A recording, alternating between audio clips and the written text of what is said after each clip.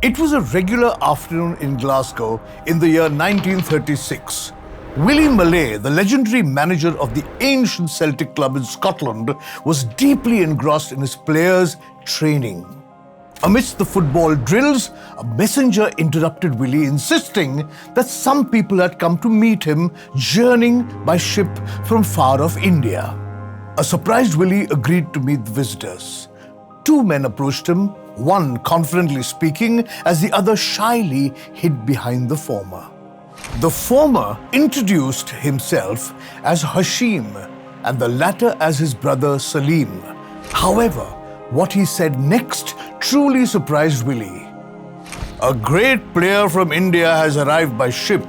Would you please consider giving him a trial?" Willie looked shocked.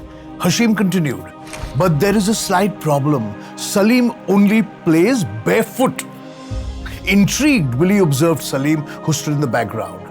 After a moment's thought, Willie tossed a ball to Salim, inviting him to showcase his talents. What happened next was beyond anyone's expectations.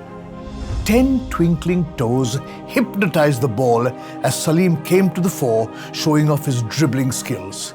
He balanced the ball on his big toe, let it run down the scale to his little toe, twirled it, hopped on one foot, and demonstrated some amazing dribbling skills that Willie had never seen before. Willie was mesmerized. The world was about to witness something extraordinary. Hello and welcome to A Century of Stories, brought to you by IDFC First Bank, always you first. I'm your host Kunal Vijayakar, and this is the story of Mohammad Salim, an Indian footballer who charmed the world with his unparalleled skills. Born in 1904 in the lower middle class area of Metia Bruce in Calcutta, Salim was a chemist and pharmacist who disliked formal education but showcased exceptional football skills from a young age. During the 1920s and 1930s, when Indian nationalists fought for independence and football became a symbol of defiance against British rule, a young Salim joined the Chittaranjan club. He played barefoot like many others and defeated British teams, challenging the jibes thrown at the Indians. Later on, he joined the Mohammedan Sporting Club's B team. Struck by Salim's exceptional talent, Pankaj Gupta, Bengal's legendary sports administrator, noticed him and recruited Salim to play for his club. Salim moved through various clubs, showcasing his exceptional talent during this period. He rejoined Mohammedan Sporting Club in 1934, but this time he found a place in the A team. This was the defining moment in Salim's life. His fame soared as he led Mohammedan Sporting not only to their first title win of the Calcutta Football League, but also went on to defend the title for 5 consecutive years. Salim captured hearts with his ball control, his dribbling and precise passes. By the second year, in 1936, after winning the title, Salim was invited to play in 2 exhibition matches against the Chinese Olympic side. By this time, the All India Football Federation had been formed as the national football body. Salim's control over the ball charmed the world of football at an international level now. Praised by Chinese officials, his fame reached new heights by the end of the first match.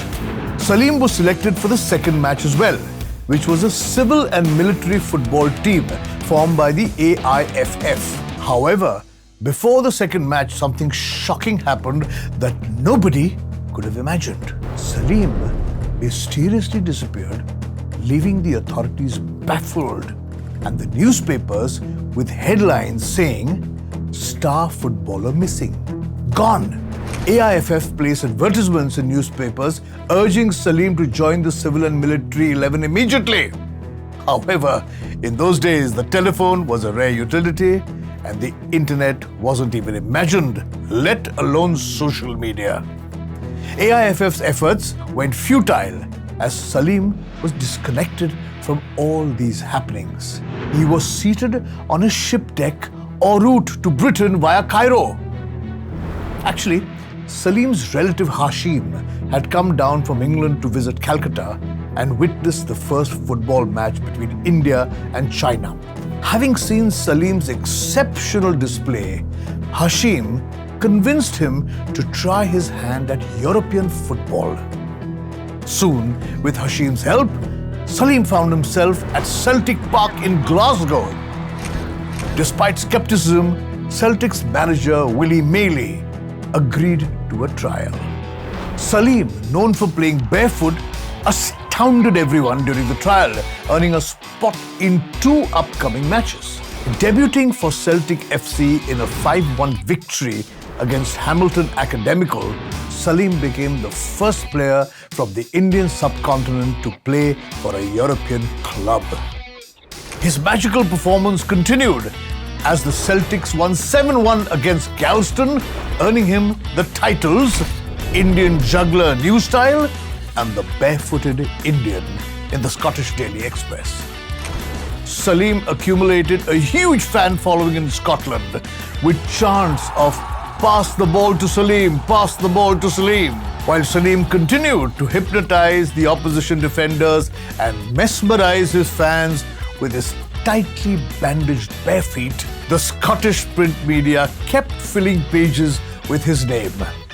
The Glasgow Observer described Salim as Celtic's Indian international trialist who thrilled the crowd at Celtic Park with his magnificent ball manipulation.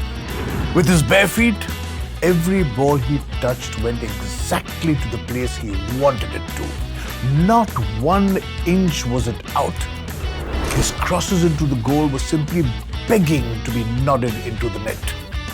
However, after a few months in Scotland, Salim began to feel homesick and was determined to return back to India. Celtic FC tried to persuade Salim to stay by offering him to organize a charity match in his honor, giving him 5% of the gate revenue. However, Salim was born to dribble the football par excellence, not to manage finances. He decided otherwise and rejected Celtic FC's offer to play, proposing to donate his share of the 5% revenue to orphans, which amounted to about 1,800 euros, a colossal amount back then. Reportedly, Salim also had offers from Germany. However, he went back to India and rejoined Mohammedan FC just before the Calcutta Football League began in 1937, winning 3 more consecutive titles for his team. This thrilling saga of Salim's journey from Calcutta to Glasgow and back to Calcutta, overcoming so many challenges and defying expectations, adds an unexpected chapter to the world of football. His bootless dribbling skills remain unmatched even till this day. You've been watching A Century of Stories, brought to you by IDFC First Bank, always you first. I'm Kunal Vijayakar, and I'll see you next week to tell you about another hero, Kailash Sankla, also known as the Tiger Man of India.